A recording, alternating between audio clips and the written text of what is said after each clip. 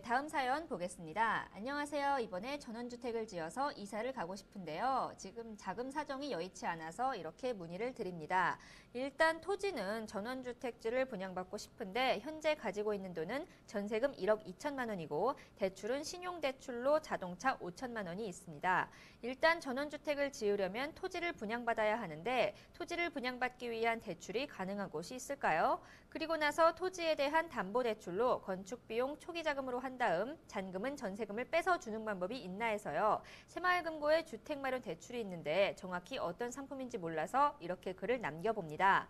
아니면 다른 방법이 있는지 알고 싶어요. 일단 토지 금액은 1억 3천만 원이고요. 건축비용은 평당 400만 원을 잡고 1억 3천만 원 정도 생각합니다. 필요한 대출 금액은 1억 5천에서 1억 8천만 원까지 받고 싶어요. 라는 사연이었습니다. 네, 전원주택을 짓고 싶은데 지금 현재 자금은 이제 부족한 상태고요. 그래서 대출로 충당할 계획이신 것 같습니다. 지금 대출을 생각하시는 게 한 1억 5천에서 1억 8천까지 받고 싶다고 하셨는데 이렇게 좀 대출이 나오나요? 지금 이제 전원주택을 갖다 구입하는데 그 필요 자금을 갖다 이제, 계산을 해야 되는데요. 본인이 만약에 돈이 지금, 전세 자금으로, 전세 보증금으로 1억 2천이 있고, 그 다음에 그 나머지 대출을 받아서 하려고 하면은 지금 보통은 개인적인 신용도에 따라서, 부동산 담보로 했을 때 50% 정도로 나온다고 보는데요. 필요 자금, 그 다음에 대출을 얼마 정도 할지, 그걸 갖다 이제 그 계산을 해야 되는데, 총 소요되는 금액이 얼마인지를 보려 그러면요. 토지비, 지금 1억 3천만 원에 건축비 이제 1억 3천 해갖고 한 2억 6천만 원 정도 들어가는데요. 2억 6천만 원만 되는 게 아니라 여기에 대한 토지 취득세, 4.6% 정도 들어가고요. 거기다 한 그 법무비용 같은 거 들어가면은 4.8% 정도 들어가고, 건축 설계비, 그 다음에 건물 졌을 때 보존 등기비, 그 다음에 내가 대출로 아까 그 기존에 지금 아까 신용대출도 있고 담보대출 있으니까 이자 이런 것들 감안하고 기타 비용을 했을 때 전체 한 4천만 원 정도 더 추가로 들어간다고 봤을 때요. 만약에 토지비, 건축비 해서 한 2억 6천에다가 4천만 원 정도 해서 전체 만약에 3억 정도인데 대출을 아까 전체 금액의 한 50% 정도 1억 5천 정도 대출을 받고 내가 전세 자금을 1억 2천 뺐을 때 그래도 이제 현금으로서 어느 정도 갖고 있어야지 이 전원주택지를 구입할 수 있다고 보겠습니다.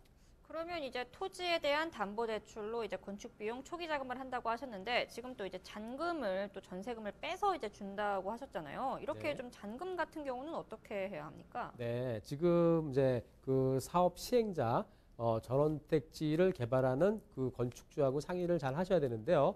보통 계약금하고 중도금, 계약금 10%에다가 중도금을 갖다 일부 내시고 그러고 나서 건축주와 상의를 해서 토지 만약에 이제 1억 3천이라고 했으니까 계약금하고 중도금 정도로 해서 3천만 원 넘어가고 한 1억 정도는 그 땅을 담보로 해서 대출로 잔금을 치르고 그 다음에 건축주와 상의를 해서 그 건물을 졌을 때 내가 그 건축비까지 일부 대출을 받으면은 아까 1억 5천 정도 나온다 그랬으니까요.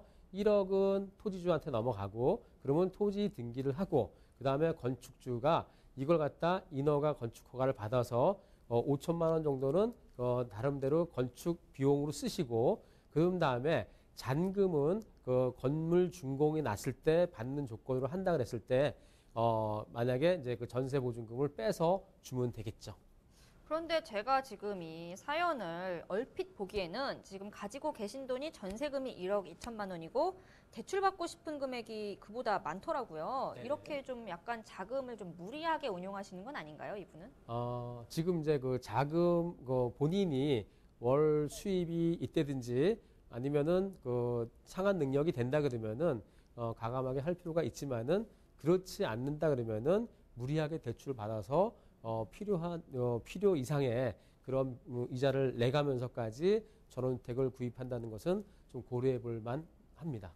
이분 같은 경우 이제 어디에 분양받고 싶어 하는지는 이제 나오지 않았는데 보통 전원주택지 좀 이렇게 그래도 나름 지금 이 정도 금액이면 그렇게 큰 자금은 아닌 것 같아요. 네. 이 정도 금액을 투자해서 좀 이렇게 잘 이렇게 살 수 있을 만한 그런 전원주택 그 부지는 좀 어디에 있다고 보십니까? 지금 전원주택 부지를 갖다 이제 구입해서요. 우선은 지역을 갖다 선정해야 되겠죠. 그러면 양평이라든지 아니면 가평이라든지 아니면 서울 출퇴근이 가능한 조금 더 가까운 수도권 인근이라든지 우선 지역을 갖다 선정을 해야 될 거고요. 그 다음에 내가 전원주택 부지를 갖다 구입해서 건물을 질 것인지 아니면은 기존에 있는 전원주택 단지를 내가 매입할 건지 그런 것들을 따져봐야 되는데요. 대출을 받아서 한다 했을 때는 그 부동산에 대한 담보 가치를 우선 자기 본인의 신용도하고 비교해서 금융관에서 한번 확인해 보시면 되고요. 또한 대출을 받아서 일으킬 때에는 건축주와 상의해서 그 토지 대출, 그다음에 건축비 대출을 받아서 그다음에 나머지 자기 보증금 갖고 잔금을 치른다 그러면은 건축주와 상의를 해갖고 원만하게 된다 그러면은 그렇게 하면 되겠는데요. 굳이 무리해서 그 대출을 많이 받아서 이 전원주택 단지를 구입하는 거는 고려해볼 저는 추천하고 싶지 않습니다. 이게 보통 아파트 같은 경우 신규 아파트를 분양받을 것인가 아니면은 기존에 있는 아파트를 살 것인가 이런 질문이 굉장히 많은데 땅에서는 또 이런 질문이 많아요. 그 땅을 사서 건물을 지어서 이렇게 수익률을 내는 게 좋은지 아니면 이제 땅에 어떤 건물이 지어져 있는 걸 통째로 사서 그 있는 수익을 받을지 이런 거를 고민하시는 분들이 많은데 어떤 게 나은가요? 네. 지금 요즘에 트렌드가요. 지금 토지만 갖고는 안 됩니다. 토지를 갖고 있다 그러면은 임야나 전담이나 이런 것들을 관리 지역 내에 있는 토지를 갖고 있을 때 수익이 발생되지 않는 거는 어떤 부동산의 가치가 없고요. 거기다가 1층에다가 샵을 주고 그다음에 2층에다가 게스트하우스를 두고 3층에 본인이 거주하는 그런 거로 그 규모가 크지 않더라도 한 뭐 50평 부지가 있다래도 거기에 대한 뭐 건폐율이 있으니까요.